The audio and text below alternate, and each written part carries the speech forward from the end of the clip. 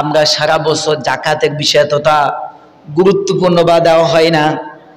মাহে রমজানের সময় বেশিরভাগ মানুষ এই জাকাতটা দিয়ে থাকে। অনেকে হয়তো দিয়ে দিয়েছে, অনেকে এখনো দেয় নাই, দেওয়ার হয়তো পরিকল্পনা করতেছে। কেউ আবার মনে করতেছে আমি জাকাত দিয়ে দিছি, কোথায়? এতিমখানায়। এতিমখানায় দিয়ে দিচ্ছেন, কিন্তু আপনি কি আপনার সম্পদ পরিপূর্ণ হিসেব করে দিয়েছেন কিনা? কারণ আপনার যতটুকু সম্পদ রয়েছে, আপনার জাকাতের একটি সম্পূর্ণ সম্পদের আপনি হিসাব করবেন। করার পরে ওই হিসাব অনুপাতে আপনার উপর জাকাতে যে নির্ধারিত শতকরা 2.5 টাকা অনুপাতে আপনি হিসাব করার পরে কত টাকা টোটাল জাকাতের টাকা আপনার এসেছে, সেই হিসাব করেই তো আপনাকে জাকাত দিতে হবে। আপনি যদি হিসাব সারা কোথাও 1000 টাকা দিয়েছেন, কোথাও 2000 টাকা দিয়েছেন, কাউকে হয়তো ইফতারের সামগ্রী কিনে দিয়েছেন, অথবা কোথাও আপনার মানব কল্যাণ ফান্ডে দিয়েছেন, এটি হচ্ছে গতানুগতিক ভাবে দিয়েছেন, যখন যা পেয়েছেন দিয়েছেন, কিন্তু এটা কিন্তু আপনি জাকাতে আসবে কিনা? না, আসবে না। আপনাকে আপনার সম্পদের একটা হিসাব করাতে হবে, যে হিসাবটা নেশাব পরিমাণ সম্পদ, ওই নেশাব পরিমাণ সম্পদের হিসাব আসার পরে টোটালি আপনার হিসাব করা কত টাকা এই বছর আপনার জাকাতে একটা অর্থ দাঁড়িয়েছে, ওই হিসাব করে আপনি জাকাতের সম্পদ আলাদা করে ওখান থেকে একসাথে দেন। বা বিশিষ্ট 8টা খাতের কথাও বলা হয়েছে, জাকাতে 8 শ্রেণীকে আপনি জাকাতে টাকা দিতে পারবেন, ওই খাতেও আপনি ব্যয় করতে পারবেন। এই হিসাব করে আপনি জাকাত আদায় করে আপনার জাকাত আদায় করা হবে। অন্যথায় আপনি ওই সামান্য দিয়েছেন, আপনার হয়তো জাকাতের টাকা আপনার উপর এসেছে হিসেব করে 20,000 টাকা বা 50,000 টাকা, কিন্তু আপনি 2,000 টাকা দান করে কোন আমি জাকাত আদায় করতে পেরেছি, এমন কাজ করলে কি আপনার জাকাত আদায় করা হবে? হবে না। সুতরাং আমাদেরকে এইদিকে খেয়াল করতে হবে। ইসলাম আমাদেরকে বুঝতে হবে, ইসলাম সহজ, ইসলাম কঠিন নয়, কিন্তু আমরা কঠিন করতেছে। আল্লাহ তাআলা বললেন, যাদের উপর জাকাত ফরজ করা হয়েছে তাদের সম্পর্কে আল্লাহ তাআলা বললেন, ওয়াল্লাযীনা ইয়াকনিজুনা আয-যাহাবা ওয়াল ফিদ্দাতা ওয়া লা ইউনফিকুনাহা ফি সাবিলিল্লাহি ফাবাশশিরহুম বিআযাবিন আলীম।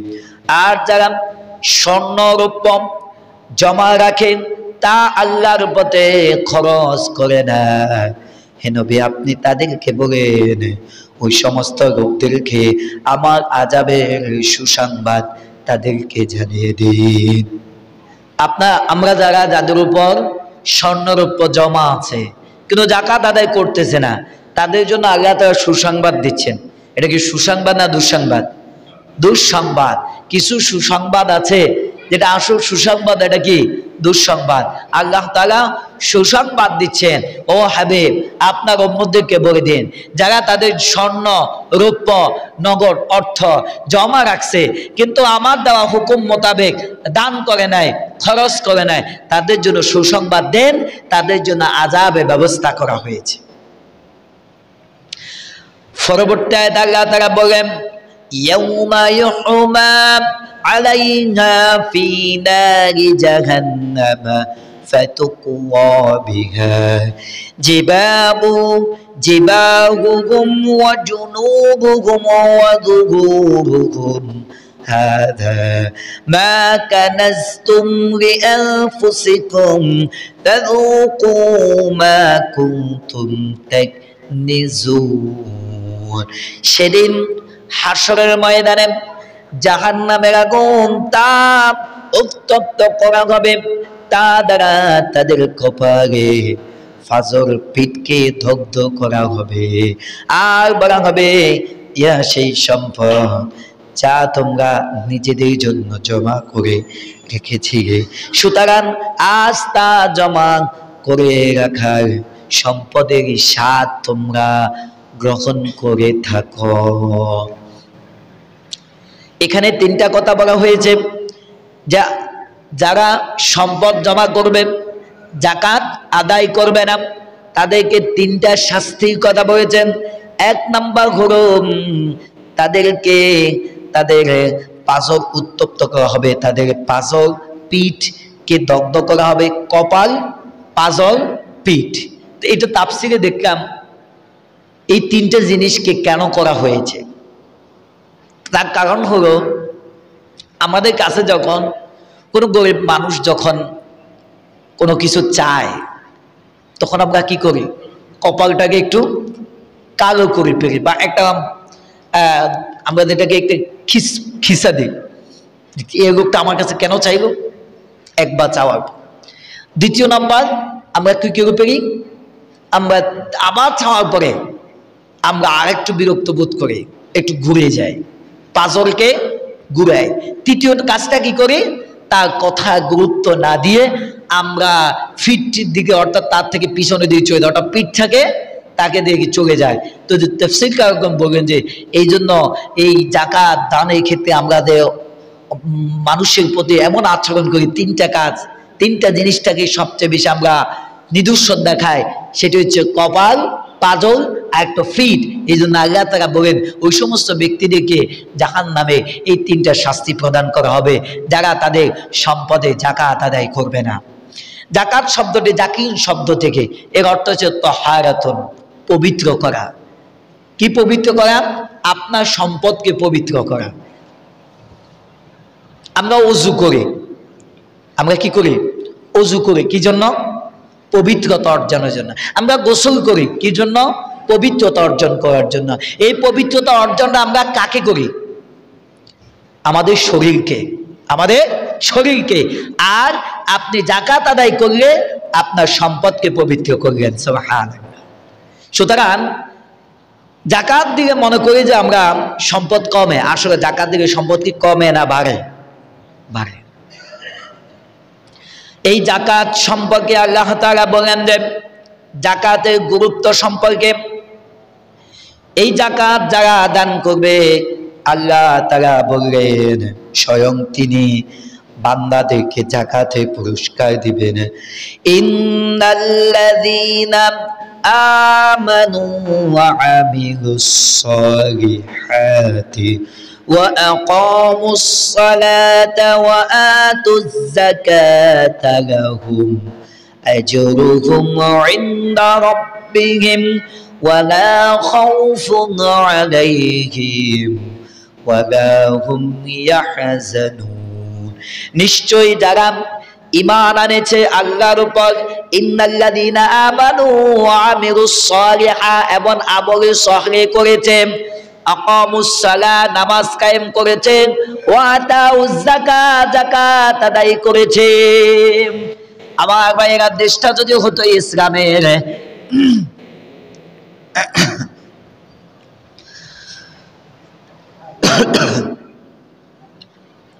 দেশটা যদি হতো ইসলামে, আমার রাষ্ট্রটা যদি চলতো কোরআন দিয়ে, তাহলে এই যাকাত কিন্তু রাষ্ট্রীয়ভাবে আদায় করা হতো। কিভাবে? রাষ্ট্রীয়ভাবে রাষ্ট্রীয় কোষাগারে জমা দেওয়া বাধ্যতামূলক করা হতো। কিন্তু দুঃখজনক হলো আমার দেশটা কিন্তু ইসলামী রাষ্ট্র নয়। আমরা দোয়া করি আল্লাহ এই বাংলাদেশটাকে জীবনে একটা বার হলেও ইসলামী রাষ্ট্র হিসেবে তুমি কবুল করে নিও। যদি দেশটা ইসলামী রাষ্ট্র প্রতিষ্ঠা হয়ে যায়, রাষ্ট্রীয়ভাবে লোক নিয়োগ করা হবে, যেভাবে চাকরিজীবীদেরকে রাষ্ট্রীয় বিভিন্ন স্কুল, কলেজ, অফিস, আদালতে রাষ্ট্রীয়ভাবে কর্মচারী আছে কিনা? আছে। দেশটা যদি ইসলামের রাষ্ট্র হয়ে যায়, তাহলে এই যাকাতের সম্পদ উঠানোর জন্য রাষ্ট্রীয়ভাবে নির্দেশনা থাকবে, রাষ্ট্রীয়ভাবে উত্তোলন করা হবে, এবং রাষ্ট্রীয়ভাবে যারা পাওয়ার তাদেরকে বন্টন করা হবে। এজন্য আল্লাহ তাআলা বলেন আল্লাযীনা ইম্মাক্কান্নাহুম ফিল আরদি আকামুস সালাহ ওয়া আতাউজ যাকাত, এই জমিনের মধ্যে যাদেরকে রাষ্ট্রীয় ক্ষমতা দেওয়া হবে, রাষ্ট্রীয় ক্ষমতা দেওয়ার পর তাদের প্রধান কাজ হবে ইম্মাক্কান্নাহুম ফিল আরদি আকামুস সালাহ ওয়া আতাউজ যাকাত, তাদের প্রধান কাজ হবে নামাজ কায়েম করা, তাদের দ্বিতীয় নাম্বার কাজ হবে যাকাত আদায় করা, তারপরে কাজ হবে সৎ কাজের আদেশ করা, অসৎ কাজের নিষেধ করা।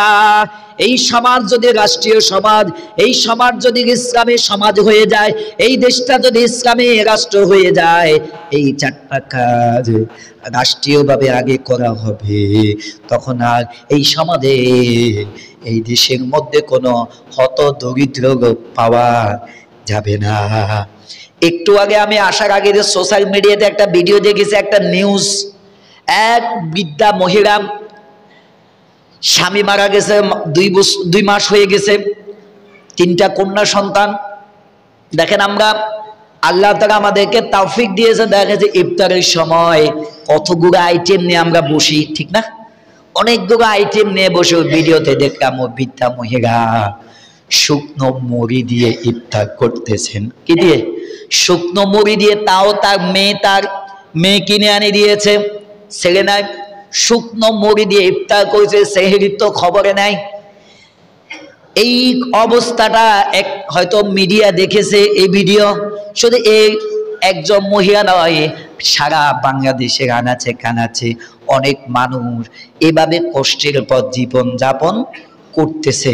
কিন্তু রাষ্ট্রটা যদি ইসলামী হতো, রাষ্ট্রীয়ভাবে যদি যাকাতের সম্পদ উত্তোলন করা হতো, যেই যেখানে গত জুমা বলেছিলাম হযরত ওমর রাদিয়াল্লাহু তাআলা আনহুর খেলাফতের সময় লোকেরা খুঁজে খুঁজে তা যাকাত নেওয়ার মতো লোক পায় নাই, আর আমাদের দেশে যাকাত দেওয়ার মতো লোক পাওয়া যায় না। উল্টো হয়ে গেছে, আগের যুগে যাকাত নেওয়ার মতো লোক পাওয়া যাইত না, আজকের যুগে যাকাত দেওয়ার মতো লোক পাওয়া যায় না। খোঁজ করে দেখেন আমাদের সমাজে কয়জন যাকাত দিয়েছে এখন পর্যন্ত? কিন্তু যাকাত দেওয়ার মতো সম্পদ আছে না নাই? আছে। এই জন্য আমরা ইসলাম মানি। গত জুমা বলছেন না, ইসলাম মানে কোন গুলা? সুবিধাবাদী গুলা। আমার বাইরে আল্লাহ তাআলা বললেন ইন্নাল্লাযীনা আমানু ওয়া আমিলুস সালিহাত, যারা ঈমান আনবে, সৎ কাজ করবে, আকামুস সালাত, নামাজ কায়েম করবে, ওয়া আতাউজ যাকাত, যাকাত আদায় করবে, লাহুম আজরুহুম ইনদা রাব্বিহিম, আমার প্রভু তাদেরকে বলতেছেন ওয়ালা খাউফুন আলাইহিম ওয়ালা হুম ইয়াহজানুন, তাদের জন্য কোনো চিন্তার কোনো কারণ নাই, তাদের জন্য কারো কোনো ভয় নাই, কারণ তাদের জন্য পুরস্কার রয়েছে কার কাছে? তাদের জন্য পুরস্কার রয়েছে আল্লাহর কাছে। যাকাত সম্পর্কে আল্লাহ তাআলা অসংখ্য জায়গায় বলে দিয়েছেন, যাকাতের সম্পর্কে অসংখ্য জায়গায় বলে দিয়েছেন। সূরাতুল নূরে 56 নম্বরে আল্লাহ তাআলা বলেন যে ওয়া আকিমুস সালাতা ওয়া আতুজ যাকাতা ওয়া আতিউর রাসূলা ওয়া আতিউর রাসূলা লাআল্লাকুম তুরহামুন, তোমরা সালাত কায়েম করো। নামাজের কথা, যাকাত অর্থাৎ নামাজ এবং যাকাত একসাথে 32টি জায়গায় আল্লাহ তাআলা বলেছেন। কয়টি জায়গায়? 32টি জায়গায় আল্লাহ তাআলা যাকাতের কথা বলেছেন। আমরা এখন সবাই রোজা রাখতেছি না?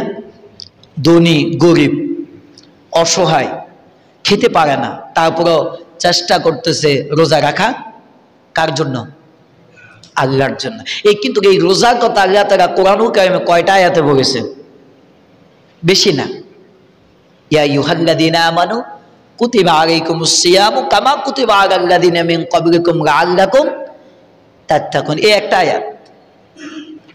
ফামান কানা মিনকুম মারিদান আও আলা সাফার, এই আয়াতটার মধ্যে কোন কোন ব্যক্তি রোজা রাখতে পারবে না তাদের কথা তুলে ধরে। কিন্তু মূলত আল্লাহ তাআলা রোজার কথা কয়টি আয়াতে বলেছেন?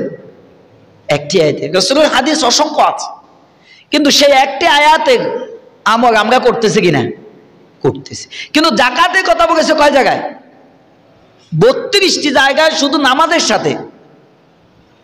কিন্তু যাকাত 32 বার বলার পরে আমরা কয়জনে যাকাত আদায় করতেছি? ফরজ হওয়ার পরেও যাকাত আদায় করা হচ্ছে না। তো একটু আগে বললাম না, যেটা সুবিধা এটা আমরা পালন করি, যেটা অসুবিধা এটা পালন করি না। সম্পদ হয়েছে খোঁজনি চা ধানের উপরে কোথায় লাগানো যায়। সম্পদ হয়েছে খুঁটি চা কোন জমি এককালীনে কট নেওয়া যায়, আছে না?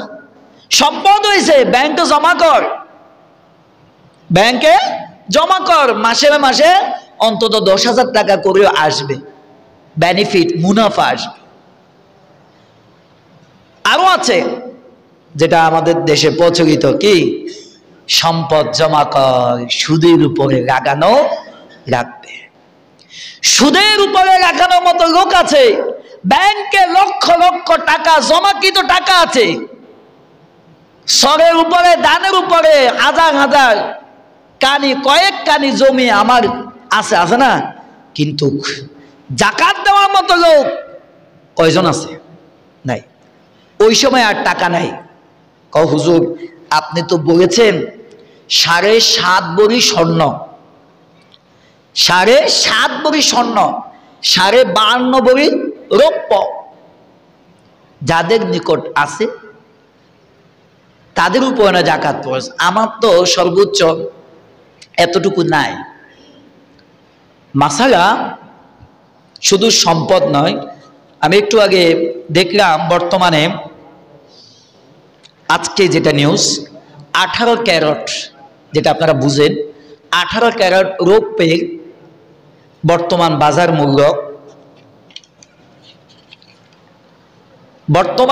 মূল্য, হচ্ছে 2578 টাকা।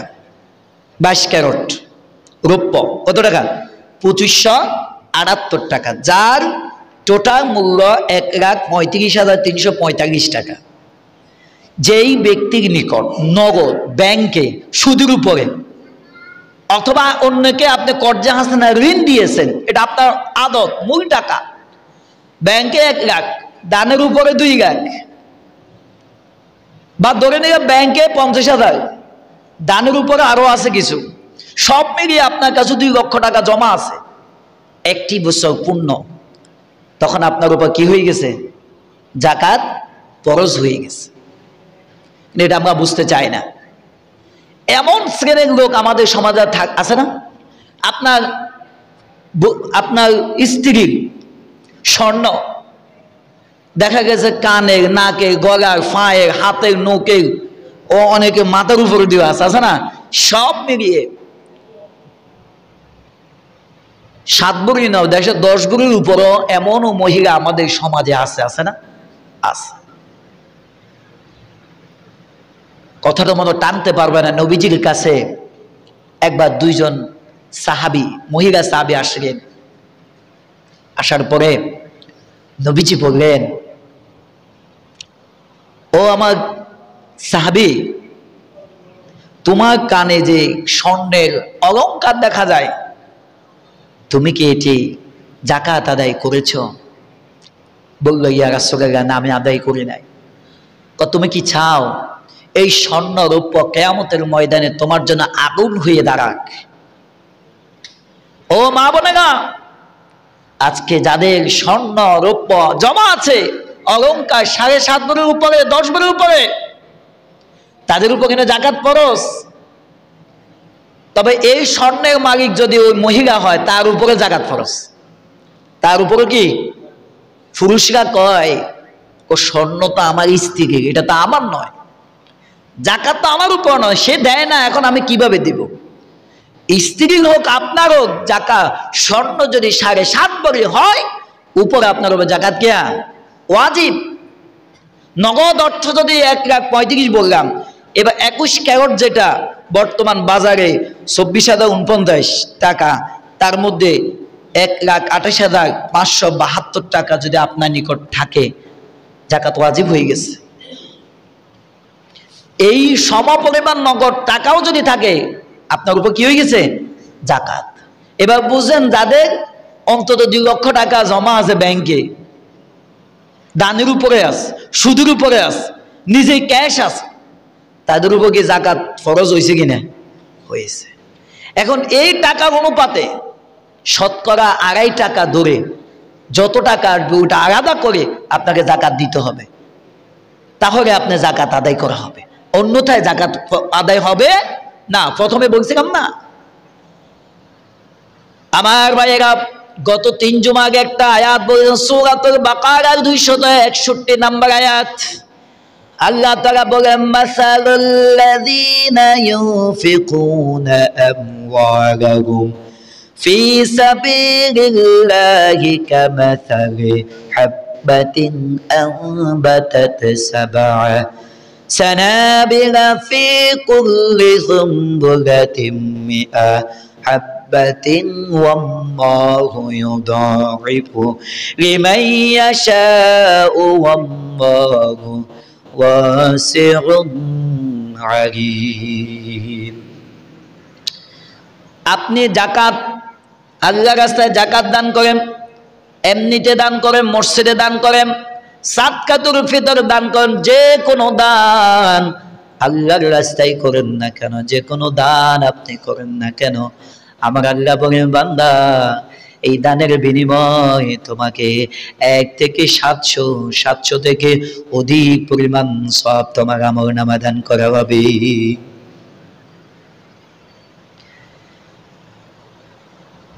এইভাবে অসংখ্য জায়গায় আল্লাহ তাআলা বললেন যে এখন যারা যাকাত আদায় করে না তাদের কাজ কি। একবার বলছিলাম শুরুর আয়াতে বলা হয়েছিল যারা যাকাত আদায় করবে না, যারা দান করবে না, 1 নাম্বার তাদেরকে সাপ দিয়ে সবক দেওয়া হবে।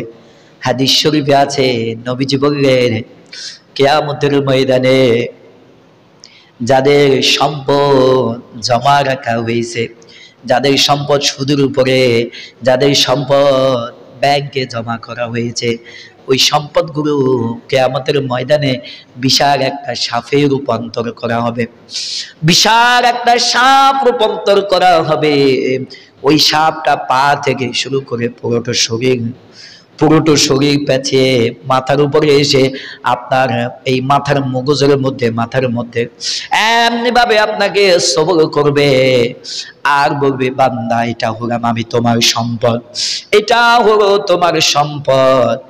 শুরুতে যে কথা বলেছিলাম ওযু করলে, গোসল করলে আপনার আমার শরীর পবিত্র হয়, আর আপনি যদি আপনার সম্পদের যাকাত আদায় করেন এই সম্পদ পবিত্র হয়ে যায়।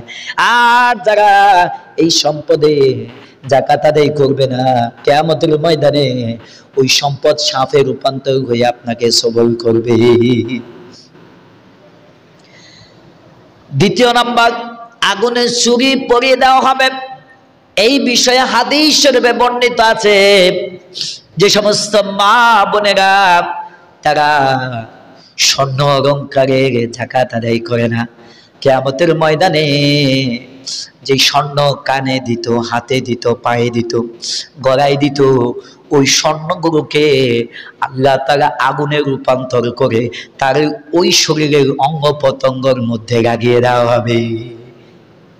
মাইকে আবার যদি মা বোনদের কানে যায়, মা বোনদের কাছে অনুগত আজকে হিসাব করে দেখুন যারা এখানে আছেন, আমি অনেক সময় বলে থাকি সম্পদ জমা রাখতেছেন সন্তানদের জন্য, কিন্তু যেই সন্তানদের জন্য কষ্ট করে, এই সন্তানদের জন্য কষ্ট করে সম্পদ জমা রাখতেছেন, আপনি যখন চলে যাবেন এই সন্তানরা কিন্তু আপনার জন্য পর্যন্ত 10টা টাকা রাস্তায় দান করবে না।